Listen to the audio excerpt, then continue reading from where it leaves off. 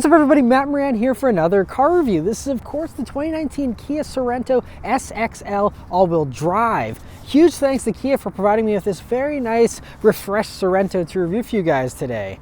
So about the Sorento, well, this refresh for 2019 really made the Sorento a lot sharper looking in my opinion. It's not all new or anything, but just the elements that they tweaked looked really good. I love that new grille. This like bronze silver gray paint also looks really sharp, especially combined with these chrome wheels. I think it's a really classy look. But anyway, getting back to the front here, I just love those new darker piercing headlights you have with the 3 projectors there lined up. It just really gives it a mean glare, honestly, that I think actually looks excellent. You also have those little quad fog lights there in the lower part of the bumper, which is a really cool futuristic kind of look to it as well.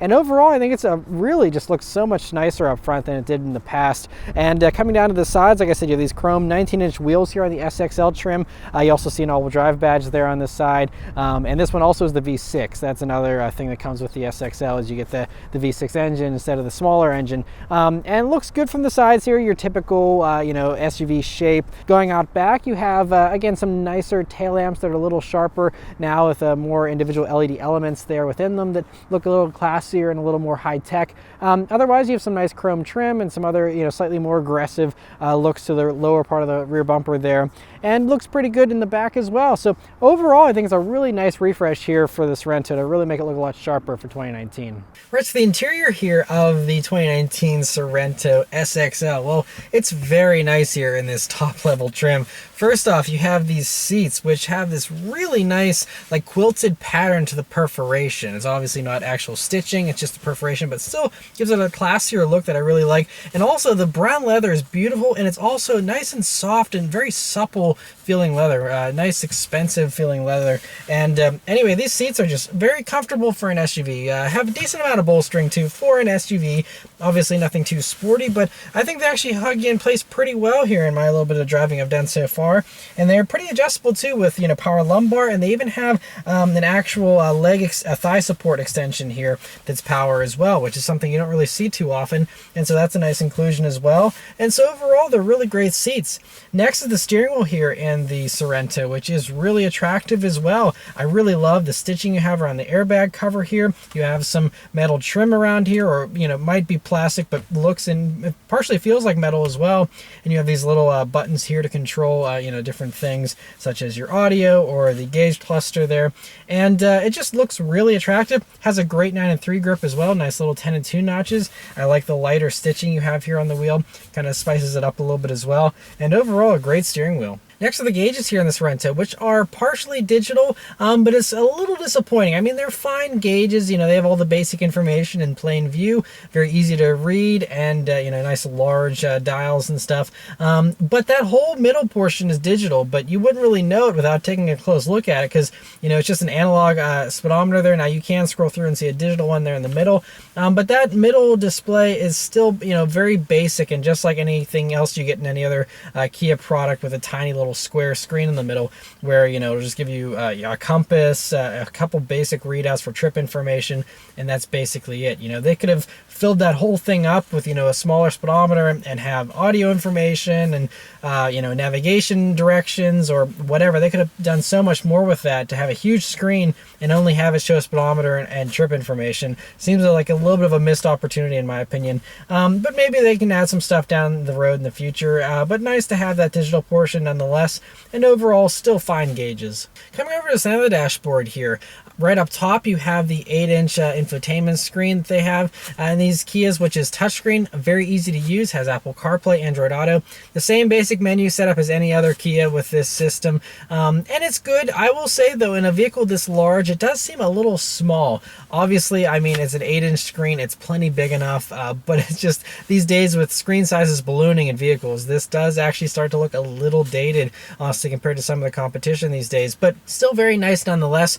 It's nice to have the hard buttons here on the left and the right. Maps and stuff are all just okay, but Apple CarPlay and Android Auto capability is huge and gives you all the features you really want, honestly. And that also has a Harman Kardon stereo in this one, which I'll be testing out during my week here of driving. So overall, it's a nice system. It has Sirius XM too, which is great, and they have Kia and Hyundai products have this Clarify, so it actually sounds a little bit better here than it usually does. And so overall, a nice infotainment screen. Coming down, you have the climate controls here, which are fairly nice. A little dated looking though there as well. You just have this red display for climate, which is fine, but I've seen some nicer stuff in other Kias, and the knobs and stuff all feel pretty good, although they don't seem quite as nice as the volume and tune knobs you have up here by the radio. Those are actually, again, they look nicer than they actually feel, but they're still just nice glossy plastic versus these ones down here. A little just seems a little mismatched because these ones aren't quite as glossy. They're rubberized instead of the metal look, and so just an interesting choice there. But then you do have this nice row of buttons that have a metal around them here for ventilated and heated seats, and your heated steering wheel right there, which is nice to have those buttons nice and large and easy to reach. Storage space in the Sorento is pretty good for an SUV of this size. First off, in the doors here, you have large pockets with a dedicated bottle holder, which is great. Coming over to the center here, you have this little cover, which also feels a little cheap, honestly. But anyway, you open that up, and then you have this pretty deep cubby, which, of course, this being the top of the line one, you have a Qi wireless charging pad. And very briefly, I have to say, this is probably the best Qi wireless charging pad I've seen in a vehicle to date, simply because it's nicely rubberized, so it holds your phone very well, where some of the others will let it slide all over the place. This holds it in place, and you even have this little rubber lip here, so it actually, even if you're doing an intense braking or acceleration or something, that will hold it in place even more so. So you always make sure you get good contact and don't lose the charge there, and continue to charge your phone, which is great. Otherwise, you'll see two traditional cigarette type power outlets there, and also a USB jack and auxiliary jack, which is great to have all those right out in the open there, and a nice large deep cubby as well. Coming back, you have two cup holders, which are a good size and has a nice metal trim around it. You have another little slot here. You can fit the key or something else small in there. And then you have the center armrest, which is, again, more of this really smooth leather. It just feels so nice to touch. And it's pretty soft as well, though I wish it had a little more padding, honestly. It's a nice feeling material, but not a lot of give. But anyway, you open that up, and then you'll see a nice little tray up top here that's removable. Or, in the bottom portion here, you have a huge amount of space there. Not quite as massive as some of the other competitors, again, but that should be plenty for most people. You can fit a ton of stuff in there. You also find another charging USB jack in there as well. Backseat space in the Sorento is interesting. So obviously it's a 3-row setup here, and for that second row, it's really nice because it does have heating there for those second row seats, and it's more of that nice soft comfortable leather. They do also recline a lot as well, which is great. But as far as legroom goes, it's an interesting story. So I'm 5'9", and me sitting behind myself, if the car is turned off, this front seat has this automatic forward and backward sliding thing to help you get in and out, and so I think you might be able to turn that off. But anyway, with that and it's functioning normally, I only have about 2 inches of legroom to spare there in that second row. Now, once I turn the vehicle on and the seat slides forward, then I have about 4 inches or so, and I'm just surprised though, because it's still just not a lot of room.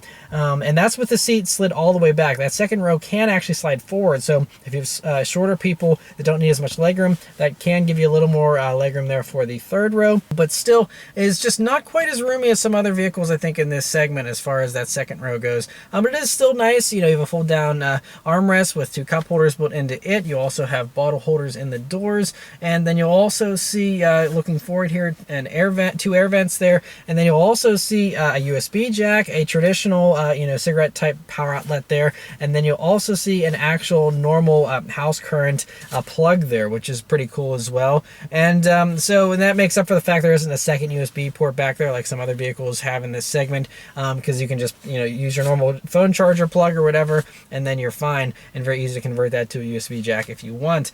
So very nice there for that second row. The third row though is an interesting thing. So the way that it's set up, you can't get into the third row, at least not unless you want to do some gymnastics, unless you're on the passenger side of the vehicle. From the driver's side here, it does not fold forward. It'll slide forward a little bit, but it doesn't actually get out of the way as far as the seat bottom part. So you're gonna have to hurdle over that if you want to get in the third row from the driver's side. Now the passenger side does have a nice little latch there at the top. You pull that, it's you know, shifts the whole seat forward there to allow you easier access to the third row, but it still isn't a piece of cake. It's a pretty narrow opening. Again, you know, the Sorento isn't one of the largest vehicles in this segment, and so it has to work with the space that they have here, and they're a little limited, I think, because so, you know, the third row is nice. It has, again, more of the same great leather and everything. And it's also a nice place to be as far as amenities go. You'll have a little storage space and cup holders on each side. There's even a dedicated air control thing back there. So you can actually have your own air vents, and you also have a control there for air conditioning, which is very cool. But me, again, being 5'9", sitting in that third row with the seats in the second row, you know, in their normal position all the way back there, I actually have my knees against the seat back. So, I mean, you know, it's a third row, so I wasn't expecting it to be super huge, but basically 5'9" is the limit for how big you can be to sit back there in some type of comfort. Other than that, you're going to be crammed. It's going to be uncomfortable. But for kids or smaller adults, it's totally fine. Headroom, though, it does start to be a concern at the 5'9" level. You know, my hair was rubbing up against the headliner there, so anyone taller than myself is, again, going to have to bend over or something. But you know, if you're shorter, then you're fine. So, I mean, I would say that backseat is ideal for that third row for children, but you know, you could fit adults in a pinch, you know, temporarily, I think would be fine. And so nice to have the third row capability, and of course, you can, fold that third row down and have more cargo space if you'd like. Speaking of cargo space, in the trunk there of the Sorento, you know, with that third row up, you have about enough space to maybe fit a couple small carry-on size suitcases that are standing up, maybe, you know, 8 or 9 grocery bags, something like that. Fairly limited. You do have a little spot under the floor there where you can fit some small other knickknacks, but that's about it. Not a ton of space there. But then, like I said, very easy. Just pull that strap. You do have to use 2 hands, though. It doesn't do it with 1 hand. It's not spring-loaded enough. So you have to use your second hand to push it forward. And then you have all the space you could really want for an SUV of this size, and a generous amount of cargo space there. Also, it's a power-closed tailgate here, at least on the SXL trim, and that's a nice inclusion as well. But overall, pretty good amount of trunk space, and, you know, pretty on par for other 3-row crossovers in this segment. All right, so sorry, I'm gonna go for a drive. The Kia Sorento here has a cool little key. So just key on the front there, but on the back it has actual metal buttons and a little bit of a textured plastic to it. It's not rubberized or anything, but still is a pretty nice key. I like that it's nice and slim and fits great in your pocket. But of course, it's keyless access, keyless entry, and push button start. So you just leave the key in your pocket, hit the engine start button, and it starts right up. And sometimes it'll play this little startup tune as well. Other times it won't, but whenever you turn the car off, it always does, I think. So just a nice little touch to make it a little nicer feeling in here, I guess. All right, so setting off in the 2019 Kia Sorento, a V6 all-wheel drive version here. So, first thing you notice, well, you have a pretty high seating position, of course, in typical SUV fashion, but a very good view forward. You know, the dashboard doesn't come up too high. It drops down nice and low here, so you have a very good view forward, although the A-pillar is a little thicker than I would like, because you have the mirror mounted there and a speaker, so it's a little chunkier, but still, you know, in an SUV, you're sitting up a little higher. It's fairly easy to see around. View out of the sides is great, of course, being a nice, boxy, large SUV. View out of the back is pretty good as well. Of course, you have the headrest there for the third row. They get in your way a little bit, but you can, of course, put those down if you're not using them and have a better view out of the back too. Other things here, throttle response is pretty good. You know, it's just a naturally aspirated engine and a normal automatic transmission, so it reacts the way you would expect it to, unlike some competitors going to CVTs and stuff. This thankfully still just uses a normal 8-speed automatic transmission, so it's very responsive, you know, holds gears and just, you know, drives very predictably, which I appreciate since that's getting more and more rare these days. Other things here, the brakes have a nice progressive feel, a little bit on the lighter side, you know, so you really have to start pushing them to get action, but you know, you don't want anything super fine-tuned in a vehicle like this. You want it to be a little softer so you can be a little more gentle and not have to be quite as exact with your braking. And then steering also feels pretty nice and light, very appropriate for a vehicle of this type, but does have a fairly good feel. I mean, it's a little bit numb, but again, you know, for just a normal SUV, I'm not going to try and review this like a sports car. You know, again, everything feels very natural, very predictable, feels about how you would expect it and how it should feel, honestly. And so I think that's nice praise. It's just feels great just cruising down the road here now.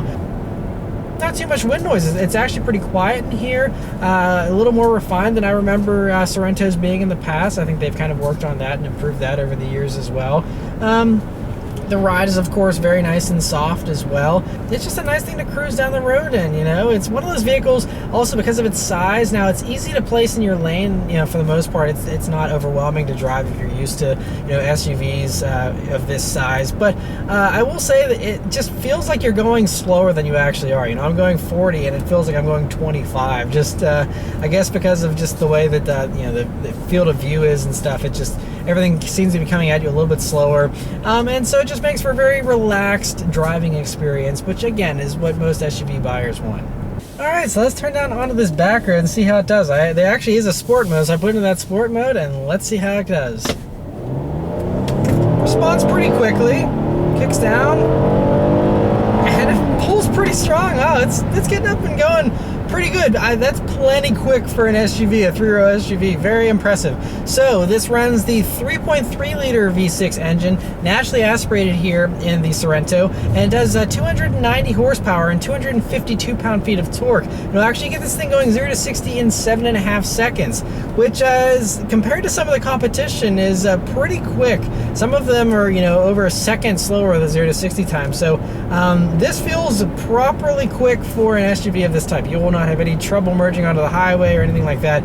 Plenty of power here with the V6 in these, and so it feels good, even though, you know, these are fairly heavy. They weigh in this top trim with all-wheel drive in the V6. This one's around 4,334 pounds or 43 pounds, right under you know, the 4350 mark. And so, you know, that's getting up there, but you know, you can get a lighter Sorento with having less options or going for front-wheel drive or the 4-cylinder, but that V6 propels that weight effortlessly. It feels like it's very, very strong feeling.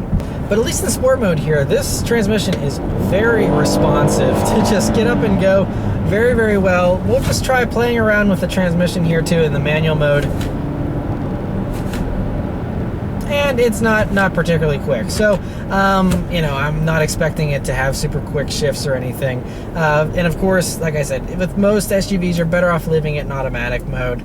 And that's certainly the case here. There aren't any paddle shifters or anything. So it's nice to give you the manual shiftability if you want it. But you're better off just putting it in sport mode and it'll figure out what you want to do way quicker that way. And I'm going to take around a few corners here just to get a feel for how it handles some tighter bends. Of course, I'm not expecting it to be a sports car, you know, or anything. And the roads are still a little bit damp, so I'm not going to push it a whole lot.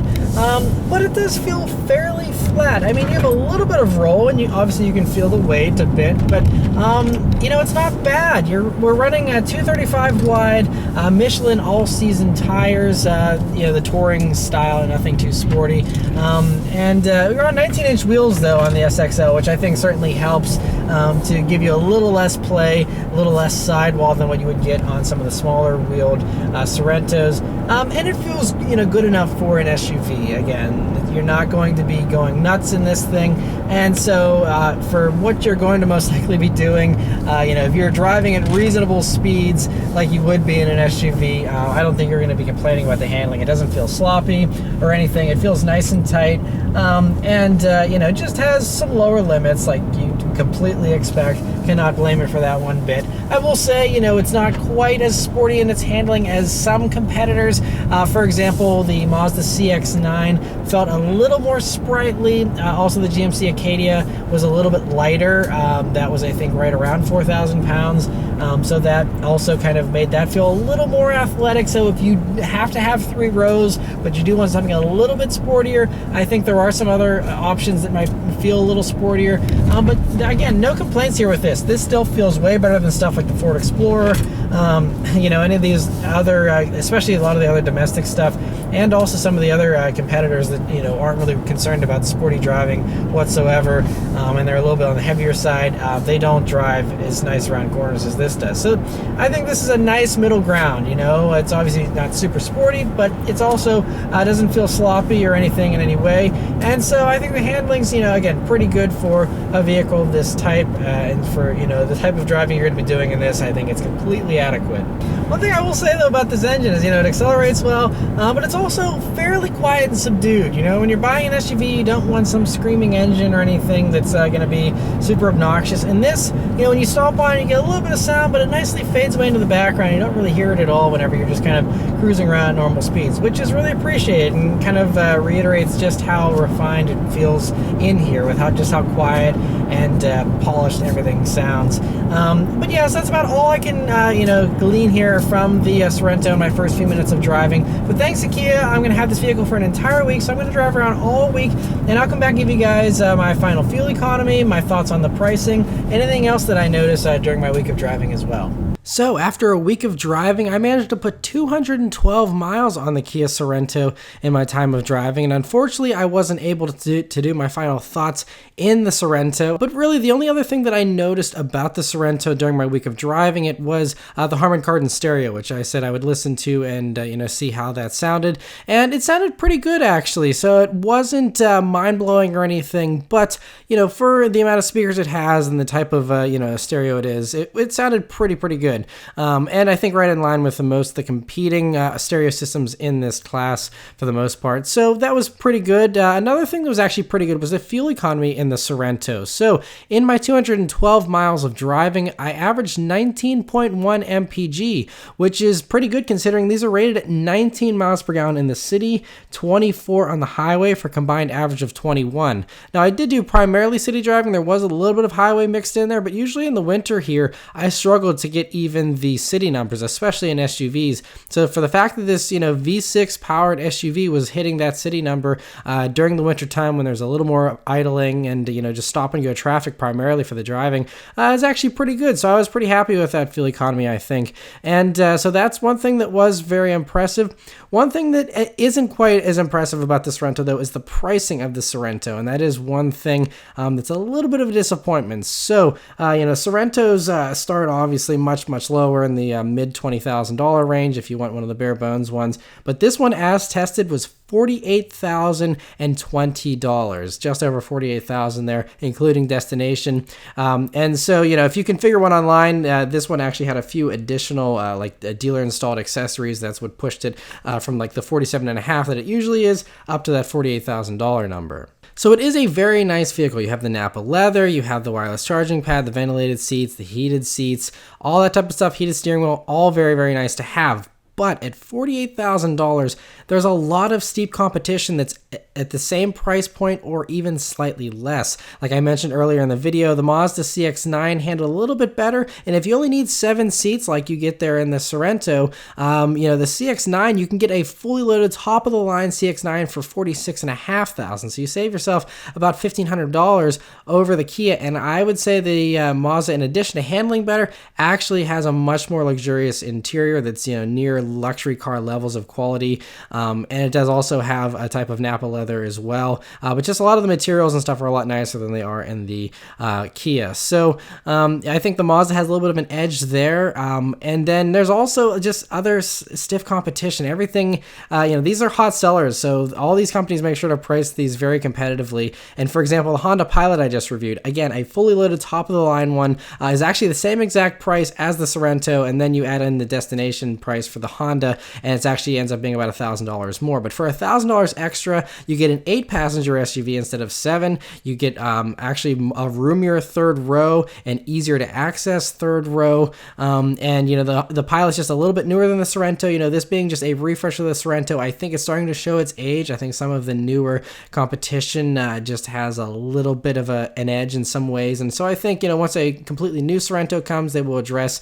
some of those mild shortcomings. But the Sorento is still a really nice choice, definitely worth considering. I still just love the fact that it has a normal automatic, although those two competitors do, some of the other competitors don't. But it's nice to have that. It's nice to have a V6 that gets pretty good fuel economy, that's a strong, good amount of power, and a very nice color combos for the exterior and interior. And so there's a lot of redeeming qualities about the Sorento for sure. So it just comes down to personal preference, what the styling that you like as far as your SUVs go, and all those types of things. And one advantage the Kia does have over all those competitors as well is its 10-year, 100,000 mile warranty, which still can't be beat unless you go for a Hyundai. They're the only other ones that offer it. And so that is another very impressive thing. So if it's a vehicle you're going to keep for a long time, even if the Kia isn't quite as nice or doesn't have quite as many of the features as some of the others, you do have that longer coverage of the warranty, which to some people might be much more valuable. So anyway, huge thanks once again to Kia for providing me with the Sorento here to review for you guys today. Let me know your thoughts on the Sorento in the comments below. Thank you guys very much for watching, and I'll see you on the next one. Take care.